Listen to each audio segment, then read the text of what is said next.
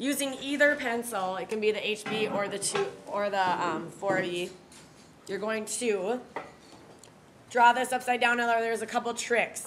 You want to draw these contour lines. You want them to be as close. You're trying to get it as close to this as possible. All right. So the one thing is, a lot of times, I mean, you are drawing it a little bit bigger because you have a bigger space, a bigger paper to draw on. But things to keep in mind is, let's say you start and you draw really big and you realize you get to like halfway and you realize you just drew it way too big. Don't try to squeeze the rest of it onto the page. I want you to keep the right proportions, but you don't have to start over. So just continue with the proportions you have and let it go off the page on the other end. That's okay. Okay, or if you do it too small, just stay with those same proportions.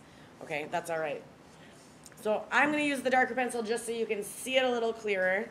But there are a couple of hints, at least a couple tricks that I think are easier. I would only look at one part at a time. So I tend to fold it or cover it up, whatever, and just look at a couple lines at a time. That's a lot less confusing. That's a lot less to deal with than if we were looking at all those lines at the same time. That's a lot more overwhelming. Okay? So we're going to break it down into simpler steps, and we're just going to draw one little section at a time. And that is just fine. So what you want to make sure you're paying attention to is the form that you see here. You don't want to simplify it. You don't want to draw any old curved line that you can draw without needing to look at it. You want to draw this curved line exactly how you see it. So it is really hard. This seems super simple, and it can be something that you just breeze through, and then it won't help you. But if you take it seriously and try to use this to make you better, it will make you better. These are the little things that you can blow off really, really easily, but that makes the difference in your work in here, I promise. So realize you're trying very hard to get this exact curve, not just any old curve. So you might have to erase, and that's okay. You should erase. If you don't erase at all, then you're probably rushing through it too fast. All right? And if you would like to, when you're all done, it should be one smooth line, but if you are more comfortable kind of sketching it out first, and then you can just go through with a singular line over it later to smooth it out, that's okay too. I might have to do that as well. So I would even say that this is kind of confusing. I would even just try to get the angle of it first.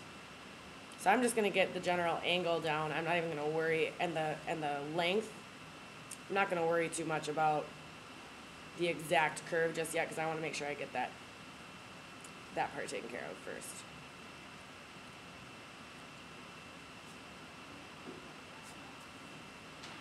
So I want it to fit in the right spot. Now I'm going, okay, that looks about right, so I'm going to get that curve in.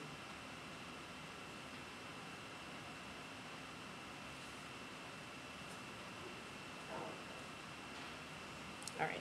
And I might need to erase by the time I'm done, and that's fine, like I'm telling you.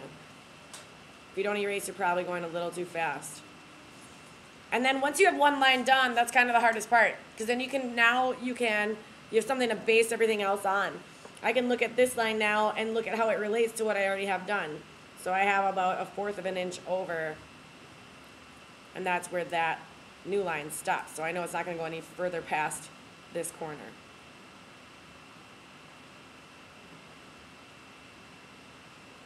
And it is a lot simpler. It seems tedious, but I promise you it is a lot simpler to look at one line at a time like that and break it into smaller steps for yourself. And the next line, how much space should there be between where this line starts and this line? That is what you're trying to gauge. It's not any old gap. It's an exact space. Same thing, how much space should there be between this line and this line? You know, and likewise, how much space should there be between this curve and this one? So once you have one thing done, you're definitely spending a lot of time comparing what you have done to what you are about to add on. One little chunk at a time. It takes a while. So what you can start with is this tomorrow. I realize that this is going to take a while. So tomorrow it'll take you at least, I don't know, 20 minutes, half an hour just to get this going. So I will have these ready for you, and this is what you can start with. Unless you haven't finished the other things. If you haven't finished the shells, you can leave them right at your table right now. Nobody else uses this classroom. So leave them right there. If you need to finish those tomorrow, that's fine. They'll be there for you. Okay?